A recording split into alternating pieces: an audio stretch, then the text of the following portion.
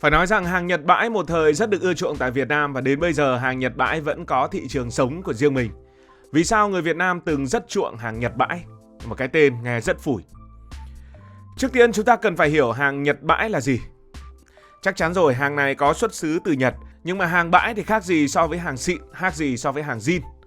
Đây không phải là hàng mới tinh bóng loáng như trong những showroom ở trong những cửa hiệu, mà là đồ đã qua sử dụng, chủ yếu là đồ điện tử và đồ gia dụng, từ tủ lạnh, máy giặt, điều hòa, nồi cơm điện cho đến máy khoan, máy hàn, thậm chí là những chi tiết rất nhỏ, những lặt vặt khác. Những món đồ này được sản xuất tại Nhật Bản, nó đã được dùng một thời gian bởi người Nhật Bản, rồi vì một lý do nào đó chúng được thu gom, được tân trang và được du hành đến tận Việt Nam. Giá cả thì tất nhiên là rất cạnh tranh.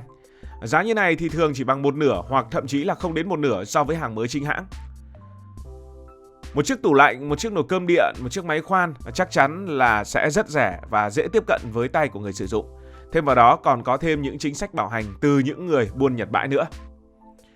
Nhưng đừng nghĩ hàng Nhật bãi là đồ bỏ đi. Ở Nhật thì người ta có một thói quen gọi là thói quen nâng cấp đồ đạc thường xuyên. Tủ lạnh mới ra, máy giặt đời mới hơn một chút, thế là họ sẵn sàng chia tay với cái cũ, dù rằng nó vẫn đang chạy tốt. Tâm lý hơi khác so với tâm lý ở Việt Nam, nhất là trong giai đoạn khó khăn.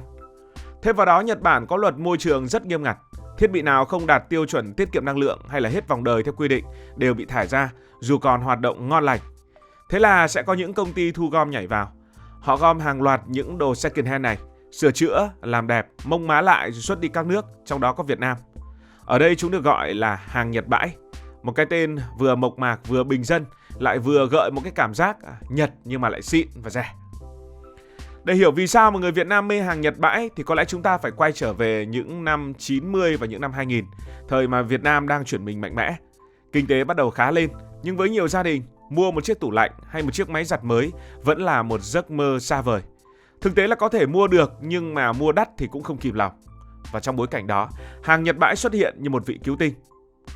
Đó là những hình ảnh từng vang bóng một thời ở khu chợ Nhật Tảo lúc nào cũng tấp nập. Những gian hàng chất đầy tủ lạnh, máy giặt, nồi cơm điện, cái nào cũng bóng loáng dù đã qua tay người dùng. Dân buôn thì luôn miệng quảng cáo, hàng Nhật dùng là bền nhất và không bao giờ lo bị hỏng. Và đúng thật, người Việt đã nhanh chóng nhận ra rằng những món đồ cũ này chất lượng chẳng thua gì so với hàng mới, ít nhất là trong tâm lý. Chất lượng là một chuyện, nhưng giá cả mới là yếu tố giúp hàng Nhật bãi chiếm trọn niềm tin của người Việt Nam. Hồi những năm 2000, thậm chí là trước những năm 2010, một chiếc tủ lạnh mới của Panasonic hay là Hitachi có thể ngốn rất nhiều tháng lương của nhiều người. Trong khi đó hàng Nhật bãi chỉ tốn có vài triệu đồng, thậm chí là vài trăm ngàn đồng cho những món nhỏ như là quạt, nồi cơm điện hay là máy khoan. Với những gia đình thu nhập trung bình hoặc thấp, đây là một lựa chọn lý tưởng. Không chỉ người tiêu dùng cá nhân mà cả những chủ quán ăn hay là những tiệm sửa xe cũng mê hàng Nhật bãi với những tiêu chí của người Việt, đó là ngon, bổ và rẻ. Ngoài chất lượng và giá cả, còn một lý do nữa khiến hàng Nhật bãi luôn hút hồn người Việt, đó là tâm lý sính hàng ngoại và nhất là sính hàng Nhật. Ở Việt Nam, hàng Nhật từ lâu đã gắn liền với những câu nói cửa miệng, ví dụ như là nét như Sony, đẹp như Panasonic, bền như là đồ của Nhật. Những thương hiệu Nhật Bản không chỉ là sản phẩm mà là biểu tượng của sự uy tín, hiện đại và rất đáng tin cậy. Có lẽ bạn nào đó hồi nhỏ cũng thường được nghe bố mẹ ông bà kể về những chiếc Sony TV hay là đài National mà ông bà để lại. Dù cũ kỹ chúng vẫn chạy tốt, hình ảnh rõ nét, âm thanh sống động. Những ký ức đó đã in đậm, in sâu vào tâm trí của người Việt và khiến nhiều người luôn tin rằng hàng Nhật là số 1. Khi hàng Nhật bãi xuất hiện, nó như một cách để người Việt tiếp cận giấc mơ sở hữu đồ Nhật với giá cả phải chăng. Chưa kể, người Việt và người Nhật cũng có nhiều nét tương đồng về văn hóa và thói quen sinh hoạt. Chẳng hạn, nồi cơm điện Nhật sẽ thiết kế nhỏ gọn, phù hợp với những gia đình châu Á, nấu cơm dẻo và ngon. Hay như quạt Panasonic, chạy êm, gió mát, rất phù hợp với khí hậu nóng ẩm của Việt Nam. Sự hợp gu này càng giúp cho hàng Nhật bãi được yêu thích nhiều hơn tại thị trường Việt Nam.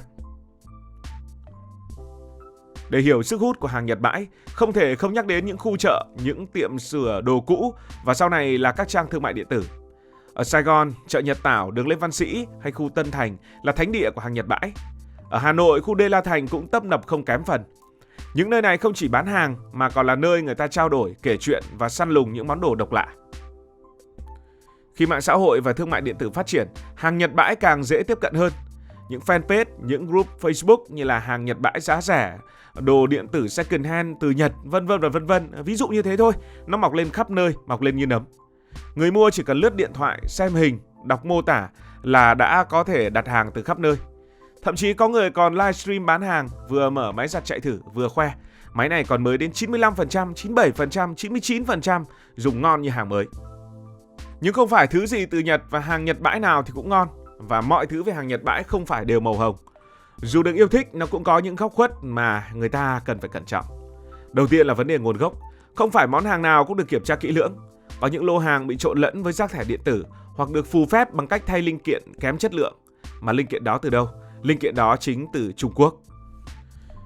Những người dùng hàng Nhật bãi hoặc mua hàng Nhật bãi đều là những người phải có rất nhiều kinh nghiệm, không thì rất dễ bị lừa, mua phải những loại máy sửa lại, dùng vài tháng là hỏng. Rồi còn vấn đề về sử dụng.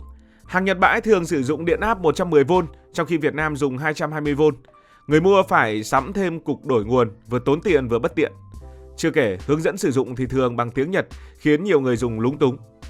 Có những người mua một hàng Nhật bãi nào đó về thì loay hoay mãi không biết là ấn nút gì, cuối cùng phải lên mạng và tra cứu và phải học tiếng Nhật cấp tốc.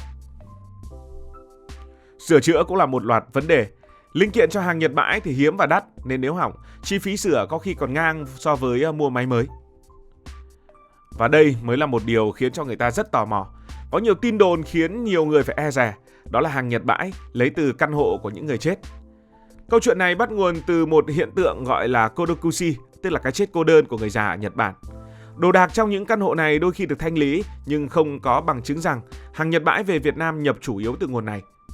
Có thì có thể là có, nhưng mà không biết là số lượng bao nhiêu và phần trăm bao nhiêu trong tổng số những hàng Nhật bãi đang xuất hiện trên thị trường.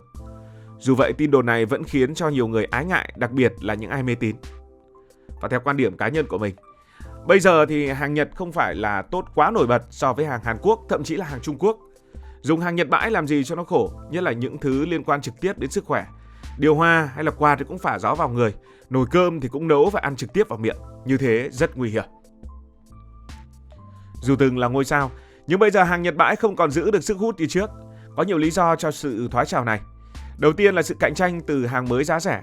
Những thương hiệu Trung Quốc, Hàn Quốc như là Xiaomi, Samsung, LG đã tung ra những sản phẩm chất lượng tốt, giá hợp lý và phù hợp với túi tiền của người Việt. Một chiếc tủ lạnh mới bây giờ cũng có vài triệu mà thôi, nên chẳng ai muốn mạo hiểm mua hàng Nhật bãi làm gì nữa cho nó khổ. Thứ hai là người tiêu dùng ngày càng khắt khe hơn. Họ muốn mua hàng mới, có bảo hành rõ ràng, dễ sửa chữa, không phải mua đồ cũ với nhiều rủi ro mà lại rất hay hỏng vặt. Và cuối cùng là những quy định về nhập khẩu đồ cũ cũng được siết chặt hơn. Việt Nam ngày càng chú trọng kiểm soát rác thải điện tử, khiến việc nhập hàng Nhật bãi không còn dễ như trước. Những cửa hàng đồ cũ như ở Nhật Tảo, ở Đê La Thành giờ cũng đã chuyển sang bán hàng mới hoặc hàng nội địa Trung Quốc, hoặc một phần chỉ cung cấp linh kiện mà thôi. Như vậy, dù không còn ở thời Hoàng Kim, hàng Nhật bãi vẫn là một ký ức khó quên của nhiều người Việt Nam. Nó không chỉ là những món đồ mà là câu chuyện về sự thực dụng, về niềm tin và chất lượng, và cả mơ ước sở hữu những thứ tốt đẹp từ Nhật với giá cả phải chăng. Với một ai đó đã từng dùng hàng Nhật bãi có khi lại nghiện. Một chiếc nồi cơm điện Toshiba vẫn là người bạn thân thiết ở trong căn bếp. Một chiếc máy khoan Nhật bãi vẫn là trợ thủ đắc lực ở trong một tiệm sửa xe. Và với nhiều người Việt khác, hàng Nhật bãi từng là một món hời, là một niềm tự hào nhỏ bé trong cuộc sống thường ngày, dù rằng họ có còn dùng hay không nữa. Câu chuyện về hàng Nhật bãi vì thế không chỉ là chuyện mua bán một thứ đồ gì đó. Nó là một lát cắt của cả xã hội Việt Nam, nơi mà người ta tìm cách vươn lên, tận dụng những cơ hội và trân trọng những thứ gì bền vững. Nói tóm lại là còn dùng được thì cố mà dùng. Dù thời thế có thay đổi, những chiếc tủ lạnh kêu ro, những chiếc quạt chạy êm ru vẫn sẽ mãi là một phần ký ức trong cuốn sách mang tên Người Việt Nam và Giấc mơ Nhật Bản. Cảm ơn vì đã quan tâm theo dõi câu chuyện này. Nếu cảm thấy thú vị, bạn có thể nhấn nút đăng ký kênh, bật chuông thông báo và chia sẻ. Còn bây giờ thì xin được nói lời chào tạm biệt.